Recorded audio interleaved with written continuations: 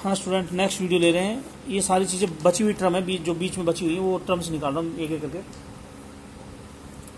हम बोलते हैं जो यूकेरियोट होते हैं,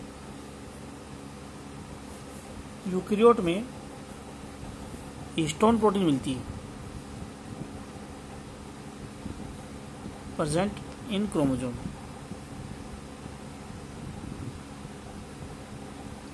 यूकेरियोट में हिस्टोन प्रोटीन मिलती है क्रोमोसोम में, ठीक है। क्या किसी क्रोमोसोम में हिस्टोन के अलावा मिलती है क्या? हम बोले एक एक्सेप्शन है, स्पर्म और सम फिश। कुछ मछलियों के स्पर्म में, स्पर्म भी तो सेल है, फिश तो यूकेरियोट है, इसके स्पर्म में हिस्टोन नहीं मिलती, हिस्टोन इज एब्सेंट। कुछ फिश के स्पर्म में हिस्टोन एब्सेंट है, कुछ फिश के स्पर्म में हिस्टोन एब्सेंट है। इसकी जगह प्रोटामीन प्रोटीन मिलती है। Protamine protein is found in place of histone. Histone की जगह प्रोटामीन मिलती है। क्या यूकेरियोट में सिर्फ अकेली हिस्टोन मिलती है? चलो मान लिया हिस्टोन की जगह प्रोटामीन मिलती है कुछ फिश के स्पर्म में, ठीक है। हमारे अंदर क्या सिर्फ हिस्टोन मिलती है यूकेरियोट के अंदर क्रोमोसोम में? तो हम बोलेंगे NHC, non histone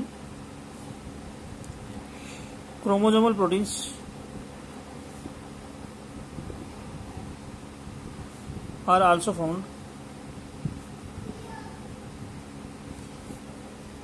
non histone chromosomal proteins भी मिलती हैं। Non histone chromosomal proteins are also found. Histone भी मिलती है और नॉन हिस्टोन भी मिलती है यूकेरियोट्स में।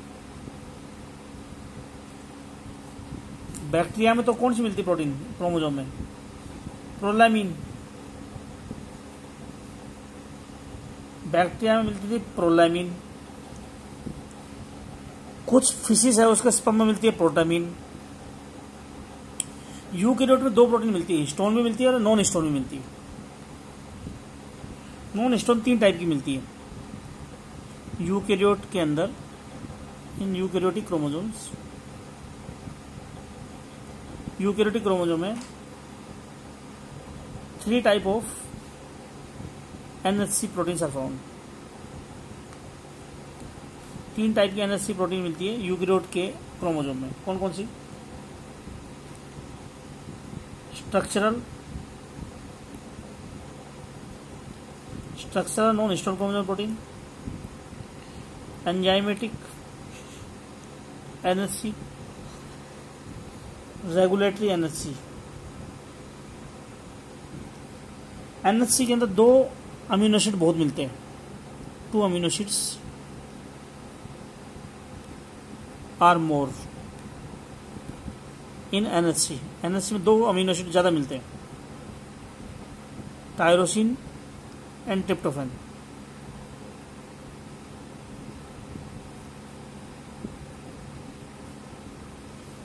दो अमीनो एसिड ज्यादा मिलते हैं NHC में, टायरोसिन और ट्रिप्टोफैन। 2 अमीनो एसिड ज्यादा मिलते हैं NHC में, टायरोसिन ट्रिप्टोफैन। NHC प्रोटीन जो हिस्टोन के अलावा प्रोटीन है, हिस्टोन के अलावा नॉन हिस्टोन क्रोमोसोमल प्रोटीन है। 3 टाइप के, स्ट्रक्चरल, एंजाइमेटिक और रेगुलेटरी। जो स्ट्रक्चरल है NHC है is also called scaffold protein.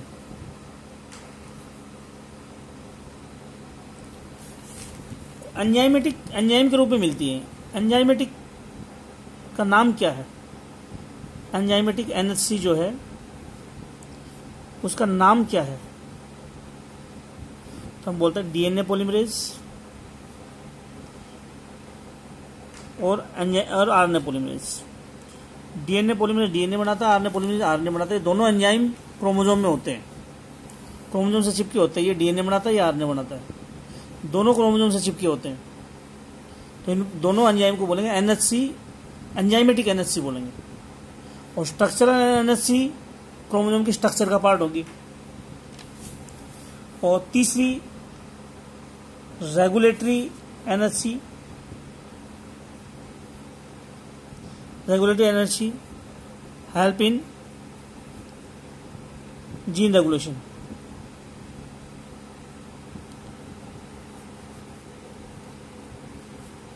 Regulatory energy gene regulation में काम आएगी। चलो आगे देखते हैं। रेगुलेटरी एनर्जी का नाम जो जीन रेगुलेशन को काम में आएगी, ये ओपरॉन मॉडल में कराऊंगा आगे, जो है अगले चैप्टर में आएगा। जीन रेगुलेशन प्रोटीन कैसे काम आती है बाद में कराऊंगा। एक प्रोटीन का नाम है HMG, high mobility group protein. ये रेगुलेटरी एनर्जी है जो। अब मैं कुछ क्रोमोसोम के ऊपर टर्म करा रहा हूं, जो क्रोमोसोम की स्ट्रक्चर पे कुछ बात बता रहा हूं। ये क्रोमोसोम है, इसके अंदर ये DNA है, तो इसकी बाहर वाली DNA के बाहर मेम्ब्रेन, क्रोमोसोम की एक मेम्ब्रेन होती है, उसको बोलते हैं पेलिकल। पेलिकल तो तुमने पैरामीशियम में भी पढ़ी थी, यूग्लिना में पढ़ी थी। It is the sheath of chromosome, chromosome की सीथ है। इसमें DNA नहीं होता, इस सीथ में। इट लैक जेनेटिक मटेरियल, इसमें जेनेटिक मटेरियल नहीं होता। इसके अंदर जो मटेरियल भरा हुआ है इसको क्या बोलते हैं? मैट्रिक्स। क्रोमोसोम जो होता है is filled with matrix, chromosome matrix. DNA को क्या बोलते हैं? क्रोमोसोम में जो DNA होता है, जो फोल्डेड DNA, उसको बोलते हैं chromonemata. Chromonemata, it is the genetic material of the chromosome.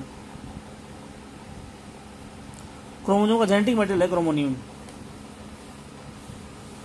और क्रोमोनिमेटा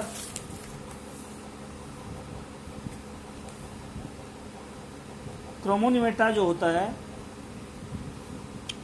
ये एक भी हो सकता है और दो भी हो सकते हैं। एक क्रोमोनिम कौन से स्टेज में होगा? जब क्रोमोसोम एनाफेज स्टेज में, क्रोमोसोम टूट चुका है, तो एक क्रोमोसोम में एक DNA होगा, एक क्रोमोनिम होगी। प्रोफेज और मेटाफेज स्टेज में एक क्रोमोसोम में दो क्रोमेटिड होती हैं, तो दो, एक क्रोमेटिड में ऐसे, ये एक क्रोमेटिड, ये दूसरी क्रोमेटिड, इसमें क्रोमोनिम, ये दूसरी क्रोमोनिम इसमें। तो DNA एनाफेज में एक क्रोमोसोम में एक DNA होता है, तो एक क्रोमोनिम होती है। प्रोफेज और मेटाफेज स्टेज में एक क्रोमोसोम में दो क्रोमोनिम होते हैं। और दो टाइप की क्वाइलिंग क्रोमोसोम DNA के अंदर, ये क्वाइलिंग क्रोमोसोम में DNA क्वाइल हो रखा है, तो two type of coiling, two type of coiling of DNA are found in chromosome. DNA दो टाइप की क्वाइलिंग शो करता है क्रोमोसोम के अंदर। ये क्रोमोसोम है, ये DNA है, ये दो टाइप की क्वाइलिंग शो करेगा इसके अंदर। कौन कौन सी? पैरानेमिक क्वाइलिंग और प्लैक्टोनिमिक क्वाइलिंग।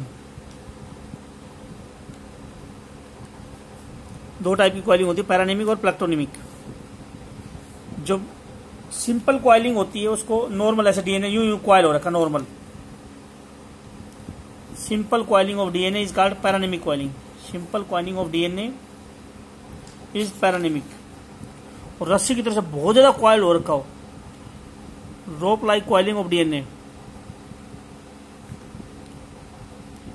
DNA क्रोमोसोम में क्वाइल हो रखा है। अगर नॉर्मल क्वाइलिंग है तो बोलेंगे सिंपल क्वाइलिंग, और रस्सी जैसी क्वाइलिंग है तो बोलेंगे प्लैक्टोनिमिक क्वाइलिंग। आगे देखते हैं।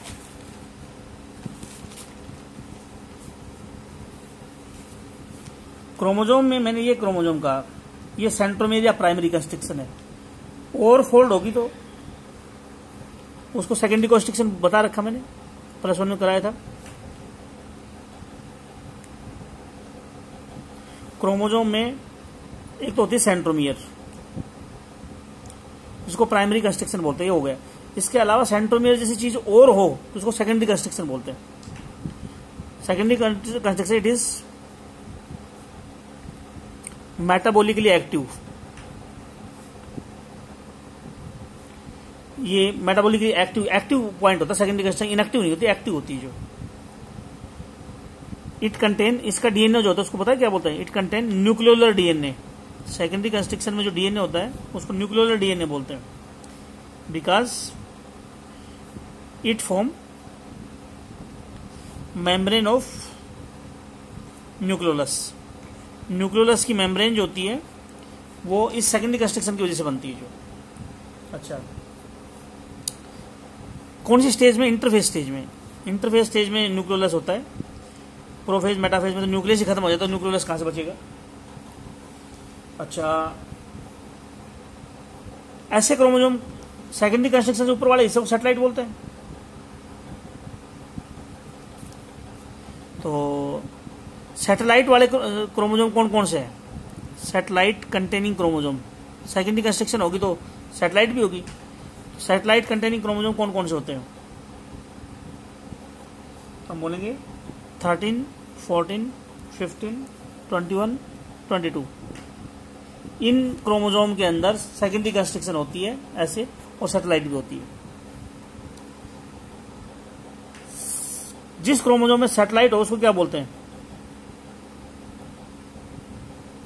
Chromosome having satellite is called set chromosome. क्या सेट वर्ड सैटेलाइट से आया है ना। सेट का मतलब क्या होता है, एस का मतलब होता है सीने, ए का मतलब होता है एसिडो, सीने एसिडो, और टी का मतलब होता है थाइमोन्यूक्लिनिको, थाइमोन्यूक्लिनिको। क्रोमोसोम में सेकेंडरी कंस्ट्रक्शन से ऊपर वाले हिस्से को सैटेलाइट बोलते हैं, ऐसे क्रोमोसोम सेट क्रोमोसोम बोलते हैं। सैटेलाइट हो तो सेट क्रोमोसोम, तो सैटेलाइट से वर्ड नहीं आया, ये अलग वर्ड आया, सीने एसिडो थाइमोन्यूक्लिनो। चलो, कई बार टर्सरी कंस्ट्रक्शन भी मिलती है क्रोमोसोम में, इसके ऊपर और ऐसे कंस्ट्रक्टेड पार्ट मिले तो tertiary construction is also found in chromosomes. Chromosome में टर्सरी कंस्ट्रक्शन भी मिलती है। क्रोमोसोम का बिल्कुल टिप होता है, उसको टेलोमियर बोलते हैं जो। टेलोमियर क्या होती है, tip part of the chromosome, बिल्कुल किनारा जो होता है क्रोमोसोम का, tip part of the chromosome is called telomere. वैसे तो क्रोमोसोम के अंदर जो डीएनए से क्रोमोसोम कैसे बना वो अगले चैप्टर में आएगा, लेकिन कुछ बातें हैं जो कुछ बुक ने इसी चैप्टर में ले रखी है। जो क्रोमोसोम का टिप पार्ट टेलोमियर होता है। टेलोमियर जो है क्रोमोसोम को न्यूक्लियर मेम्ब्रेन से जोड़ देती है। ये न्यूक्लियस है, ये सेल है, ये क्रोमोसोम का टेलोमियर जो है इससे न्यूक्लियर मेम्ब्रेन से जुड़ जाता है। ये न्यूक्लियस है, न्यूक्लियर मेम्ब्रेन लिख दो, न्यूक्लियर मेम्ब्रेन है, ये क्रोमोसोम है। टेलोमियर से क्रोमोसोम न्यूक्लियर मेम्ब्रेन से अटैच होता है। Telomere attach the chromosome with nuclear membrane. Telomere से क्रोमोसोम न्यूक्लियर मेम्ब्रेन से जुड़ जाता है, क्रोमोसोम न्यूक्लियर मेम्ब्रेन से जुड़ जाता है टेलोमियर की हेल्प से। टेलोमियर के साथ कोई क्रोमोसोम का दूसरा पार्ट जुड़ नहीं सकता। टेलोमियर नॉन स्टिकी होती है, it is not non sticky. And other chromosomal part, chromosome का दूसरा part can not be attached, chromosome का दूसरा पार्ट अटैच नहीं हो सकता विद टेलोमियर।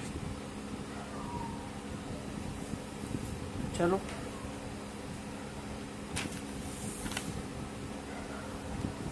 तो ये था। और टेलोमियर के अंदर रिपीटेटिव डीएनए होता है। Telomere contain repeated DNA. DNA है वो कोई जैसे ये सीक्वेंस है डीएनए में, ये सीक्वेंस है डीएनए बेस होता है जीसीसी, तो जीसीसी जीसीसी जीसीसी जीसीसी ऐसे सीक्वेंस रिपीट होता है, रिपीटेड डीएनए बोलते हैं हम। और कौन सी सीक्वेंस टेलोमियर में बहुत ज्यादा मिलती है, तो हम बोलेंगे TTA triple G। This sequence is more found, ये सीक्वेंस ज्यादा मिलती है इन टेलोमियर में। टेलोमियर में ये सीक्वेंस ज्यादा मिलती है। अच्छा,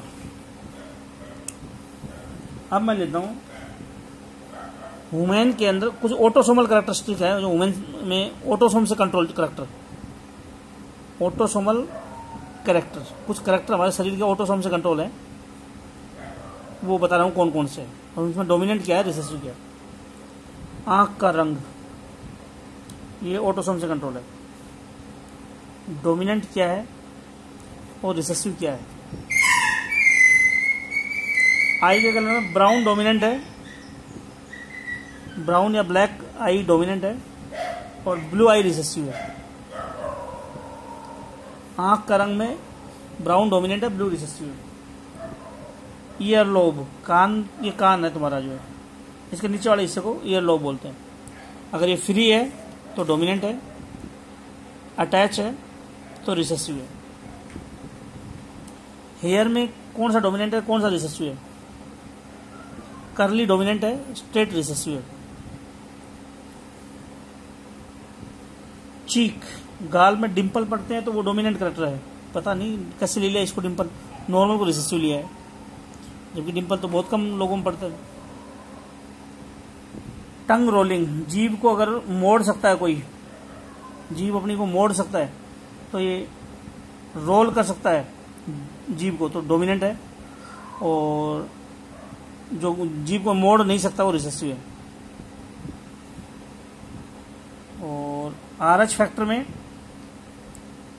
RH पॉजिटिव जो है, RH पॉजिटिव डोमिनेंट कैरेक्टर है। RH कोई आदमी RH पॉजिटिव या तो RR होगा या कैपिटल R स्मॉल r होगा। स्मॉल r वाला रिसेसिव होता है, मतलब RH नेगेटिव। इसका क्रॉस भी ऐसे ही निकलेगा, कैपिटल R को स्मॉल r से क्रॉस कराओ तो RH पॉजिटिव आ जाएगा। इसको अगर ये जीनोटाइप इससे क्रॉस कराओ तो 1-1 आ जाएंगी, capital R small r small r small r, तो 1-1 रेशो में आ जाएंगे। स्किन के कलर में, स्किन के कलर में नॉर्मल कलर तो डोमिनेंट है और बिल्कुल सफेद है वो रिसेसिव है। अब लेता हूं सेक्स डिटर्मिनेशन।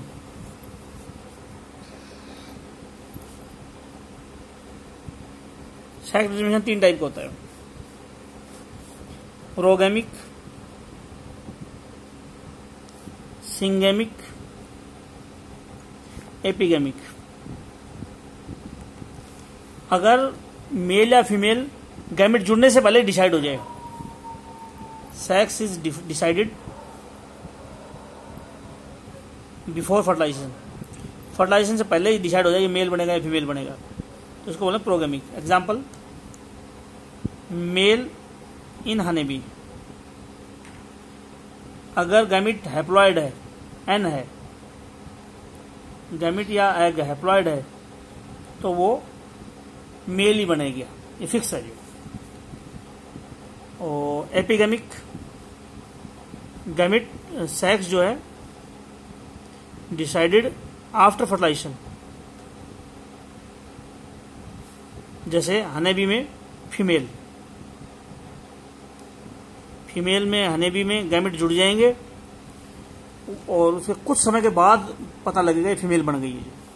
और सिंगैमिक, फर्टिलाइजेशन के वक्त सेक्स डिसाइड होगा, during fertilisation sex is decided. अगर फीमेल में एग में एक्स क्रोमोसोम है, ये सब में सिंगैमिक ही होता लगभग। एक्स वाला स्पर्म जुड़ेगा या वाई वाला जुड़ गया तो फीमेल, एक्स वाला जुड़ गया फीमेल। तो गैमेट जुड़ रहे हैं उस वक्त सेक्स डिसाइड हो रहा है। इसमें गैमेट जुड़ने के बाद जुड़ गया, उसके बाद थोड़ा देर बाद डिसाइड होगा फीमेल बनी कि नहीं बनी। तो सेक्स डिफरेंस की 3 टाइप थी जो। अच्छा, एक तो होते हैं जिन एंड्रोमोर्फ। क्या होते हैं जिन एंड्रोमोर्फ एनिमल? हम बोलेंगे patches of different sex are found in organism. Fruit fly में कुछ पट्टियां मेल की और कुछ पट्टियां फीमेल की हो तो बोलेंगे जिन एंड्रोमोर्फ। पैचेज ऑफ डिफरेंट सेक्स के पैच मिलेंगे जो। इंटरसेक्स, इंटरसेक्स का मतलब होता है कि जो एनिमल ये एनिमल है ऐसा एनिमल जिनमें मेल फीमेल दोनों की पट्टियां मिले शरीर पे, जिन एंडोमोर्फ बोलेंगे। और ऐसा animal show the character of both male and female. Male के कैरेक्टर शो करे, फीमेल के कैरेक्टर, तो उनको इंटरसेक्स बोलते हैं। इसमें तो सिर्फ मॉर्फोलॉजी में पट्टियां पट्टियां, इसमें बहुत ज्यादा कैरेक्टरिस्टिक मेल फीमेल के। और हर्माफ्रोडाइट जिसमें टेस्टिस ओवरी दोनों हैविंग, चाहे कैरेक्टरिस्टिक मेल फीमेल के दोनों का नहीं है, लेकिन एक ही एनिमल में टेस्टिस भी है और ओवरी भी है। Having testis and ovary both in same organism. एक ही ऑर्गेनिज्म में टेस्टिस भी है और ओवरी भी है, तो इसको बोलेंगे हर्माफ्रोडाइट। इस वीडियो को मैं यही बंद रख रहा हूँ।